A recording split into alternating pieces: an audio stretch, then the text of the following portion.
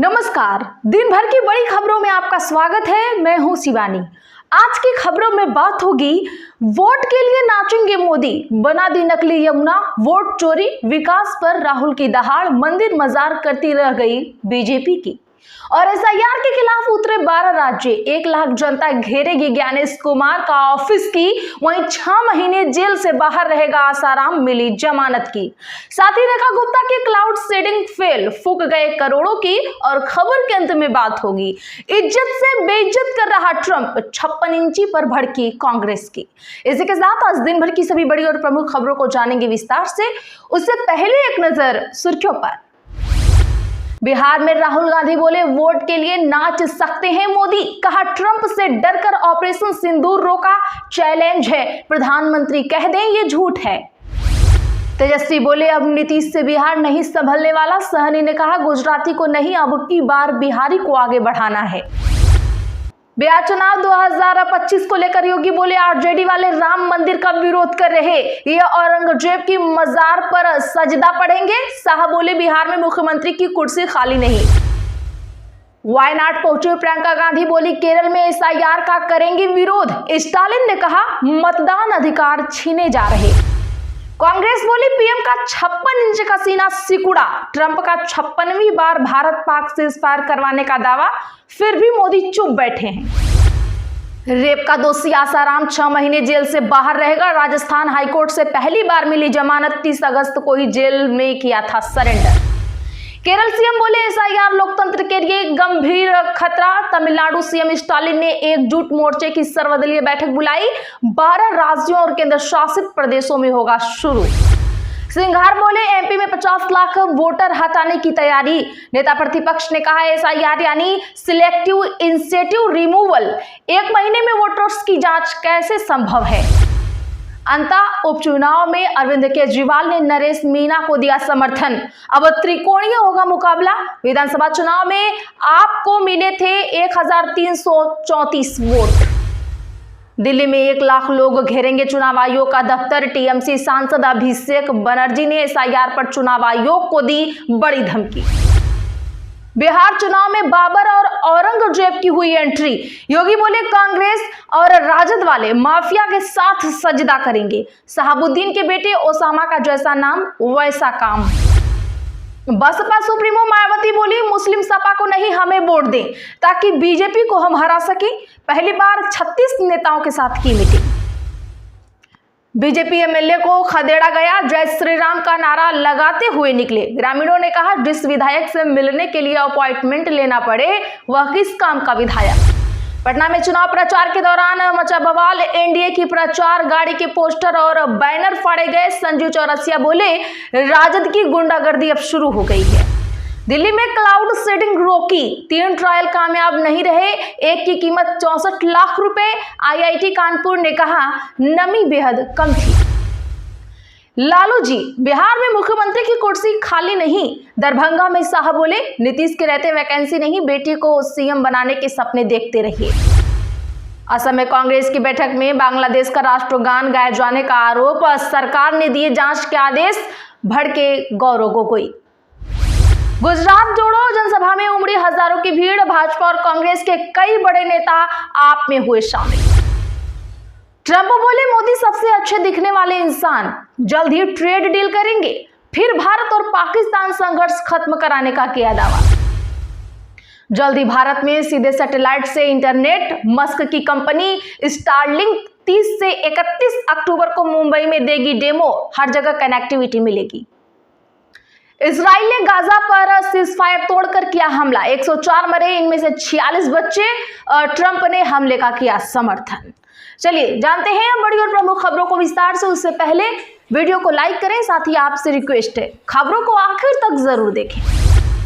बिहार में राहुल गांधी बोले, वोट के लिए मोदी नाच सकते हैं, कहा ट्रंप से डरकर ऑपरेशन सिंदूर रोका। बता दें कि आज लोकसभा में नेता प्रतिपक्ष राहुल गांधी ने बिहार में 2 सभाएं की। पहली सभा मुजफ्फरपुर में, दूसरी सभा दरभंगा में हुई।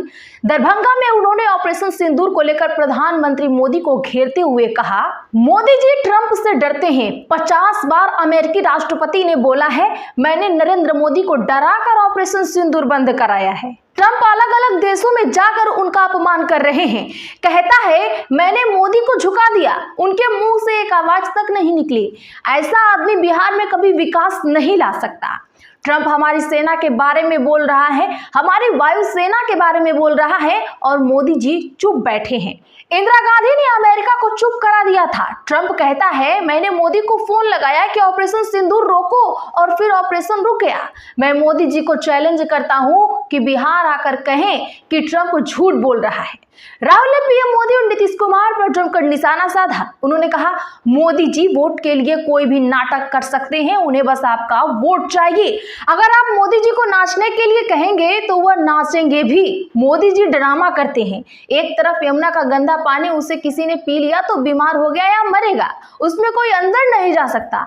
इतना गंदा पानी है, घुसते ही बीमार हो जाएंगे। मगर मोदी जी ने ड्रामा किया, वहां छोटा सा तालाब बनाया, कहा देखा 56 इंच की छाती है, मुझे कुछ नहीं हो सकता। मैं भगवान से सीधे बात करता हूँ। पीछे से पाइप लगाकर साफ पानी डाला जाता है। मीडिया दिखाती है मोदी जी ने यमुना में स्नान किया। दिल्ली में 1 लाख लोग घेरेंगे चुनाव आयोग का दफ्तर। टीएमसी सांसद अभिषेक बनर्जी ने एसआईआर पर चुनाव आयोग को दी बड़ी धमकी। जी हां, केंद्रीय चुनाव आयोग ने बिहार के बाद बंगाल समेत देश के 12 राज्यों में मौजूदा मतदाता सूची के विशेष पुनरीक्षण का ऐलान किया है। मुख्य चुनाव आयुक्त ज्ञानेश कुमार के इस बड़े ऐलान के बाद पश्चिम बंगाल में सत्तारूढ़ तृणमूल कांग्रेस के सांसद अभिषेक बनर्जी का बड़ा बयान सामने आया है। बनर्जी ने कहा है कि अगर बंगाल में एक भी असली मतदाता का मताधिकार छीना गया तो 1 लाख लोग दिल्ली स्थित चुनाव आयोग कार्यालय का घेराव करेंगे। टीएमसी के सांसद अभिषेक बनर्जी ने कहा कि विशेष गहन पुनरीक्षण मतदाताओं को मतदाता सूची से बाहर करने और उन्हें उनके मताधिकार से वंचित करने का एक तरीका है। अभिषेक बनर्जी ने कोलकाता में एक संवाददाता सम्मेलन को संबोधित करते हुए अभिषेक बनर्जी ने कहा कि मुख्य चुनाव आयुक्त ज्ञानेश कुमार छठ उत्सव के बीच पश्चिम बंगाल में विशेष गहन पुनरीक्षण की घोषणा की है। एसआईआर वास्तव में पुनरीक्षण नहीं है, बल्कि यह मतदाताओं की सूची से बाहर करने और उन्हें उनके मताधिकार से वंचित करने का एक सीधा तरीका है।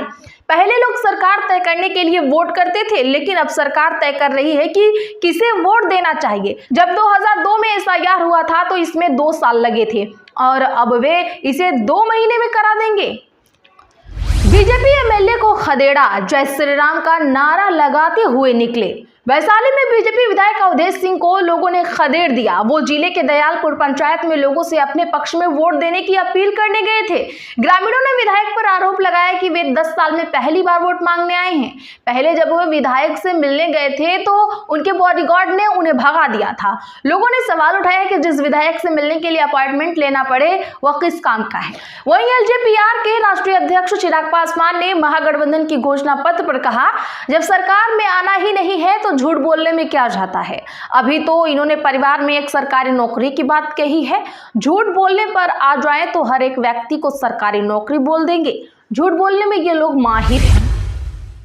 कांग्रेस बोली पीएम का 56 इंच का सीना सिकुड़ा, ट्रंप का 56वीं बार भारत और पाक सीजफायर करवाने का दावा।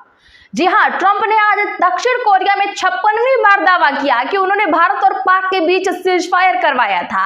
अब इस पर कांग्रेस नेता जयराम रमेश ने प्रधानमंत्री का बिना नाम लिए कहा, खुद को 56 इंच का सीना बताने वाले का सीना अब पूरी तरह से सिकड़ चुका है। जयराम रमेश ने एक्स पर ट्रंप का वीडियो साझा करते हुए लिखा कि ट्रंप ने एपीईसी सीईओ सम्मेलन में कहा कि उन्होंने भारत और पाकिस्तान के बीच युद्ध रोका था, लेकिन 56 इंच का सीना अब भी खामोश है और बेनकाब हो गया है। कांग्रेस नेता ने आरोप लगाया कि ट्रंप लगातार कह रहे हैं कि उन्होंने भारत पर ट्रेड डील को लेकर दबाव डाला था, लेकिन जब हमने इस पर संसद में चर्चा करने की मांग की तो प्रधानमंत्री मोदी ने कुछ नहीं कहा। वायनाड पहुंची प्रियंका गांधी, बोली केरल में एसआईआर का करेंगी विरोध। कांग्रेस सांसद प्रियंका गांधी वाड्रा ने आज साफ साफ साफ कहा कि पार्टी केरल में मतदाता सूची की स्पेशल इंसेंटिव रिवीजन यानी SIR प्रक्रिया का कड़ा विरोध करेंगी। उन्होंने कहा कि जिस तरह से बिहार में इस प्रक्रिया के नाम पर धांधली हुई, वैसा ही खेल अब दूसरे राज्यों में भी खेला जा रहा है और कांग्रेस इसे किसी भी हालत में बर्दाश्त नहीं करेगी। वायनाड की सांसद प्रियंका गांधी ने चुनाव आयोग के इस कदम पर सवाल उठाते हुए कहा कि आयोग कई राज्यों में मतदाता सूची की स्पेशल रिवीजन करने की तैयारी में है, जिसमें केरल भी शामिल है। उन्होंने कहा कि हमने बिहार में भी इस प्रक्रिया का विरोध किया था, संसद के भीतर और बाहर दोनों जगह और आगे भी हर जगह इसका विरोध जारी रहेगा। प्रियंका गांधी ने इस प्रक्रिया को धोखाधड़ी और चुनावी जालसाजी का तरीका बताते हुए कहा कि यह लोकतंत्र के खिलाफ एक साजिश है। वहीं कांग्रेस नेता ने कहा कि बिहार में जिस तरह से मतदाता सूची की समीक्षा की गई, उससे साफ है कि इसका मकसद लोगों के वोटिंग अधिकारों को सीमित करना है। उन्हें चेतावनी दी कि अगर यह तरीका देश भर में अपनाया गया तो यह लोकतंत्र पर हमला होगा। हमने देखा है कि बिहार में क्या हुआ और अगर वही बाकी राज्यों में भी दोहराया गया तो यह लोकतंत्र का अपमान होगा। अंता उपचुनाव में अरविंद केजरीवाल ने नरेश मीणा को दिया समर्थन, अब त्रिकोणीय मुकाबला होगा। जी हाँ, बता दें कि अंता विधानसभा उपचुनाव में आम आदमी पार्टी के संयोजक अरविंद केजरीवाल ने निर्दलीय उम्मीदवार नरेश मीणा का समर्थन करने की घोषणा की है। नरेश मीणा ने एक्स पर अरविंद केजरीवाल से समर्थन मांगा था। अरविंद केजरीवाल ने रिप्लाई करते हुए उन्हें समर्थन देने की घोषणा कर डाली है। आपको बता दें कि अंता में अब तक बीजेपी और कांग्रेस के बीच सीधा मुकाबला होता रहा है। इस बार निर्दलीय नरेश मीणा ने उपचुनावी मुकाबले को त्रिकोणीय बना दिया है। वहीं आम आदमी पार्टी के राजस्थान के सह प्रभारी घनेंद्र भारद्वाज ने बयान जारी कर कांग्रेस और बीजेपी पर सियासी हमला बोला। उन्होंने दोनों पार्टियों पर राजस्थान को लूटने का आरोप लगा दिया। भारद्वाज ने राजस्थान के आप कार्यकर्ताओं को अंता में नरेश मीणा का सहयोग करने को कहा था। तो आज के लिए बस इतना ही। ऐसी ही खबरों के लिए चैनल सब्सक्राइब जरूर करें, बगल में घंटे के निशान को दबाना ना भूलें।